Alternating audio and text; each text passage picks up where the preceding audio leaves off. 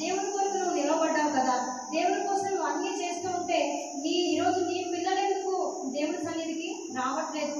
నీ పిల్లలెందుకు దేవుని నమ్ముకోవట్లేదు? నువ్వేమో చక్కగా ఉంటే నీ పిల్లలేంటి ఇలా ఉన్నారు అని చెప్పేసి ప్రశ్నలు అడుగుతూ ఉంటే అలాంటి దైవభక్తి గల తల్లిదండ్రులకి చాలా బాధ అనిపిస్తుంది. ఉంటే పగిలిపోతుంది.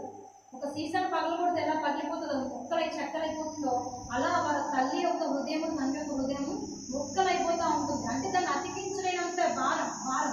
అలా ఈరోజు నేను చెప్తున్నాను, దేవుడి సన్నిధిలో నిలబడి ఖచ్చితంగా నువ్వు ఏదైతే ప్రార్థన చేస్తున్నావో, దేవుని కొరకు నువ్వు ఏదైతే దేవుని కొరకు నిలబడుతున్నావో, విశ్వాసంతో సాగిపోతున్నావో, ఒక్క రోజుకి నీ విశ్వాసము, నీ ప్రార్థన, నీ ప్రయాస ఖచ్చితంగా దేవుడు చూస్తాడు. నీ పిల్లల్ని మారుస్తాడు.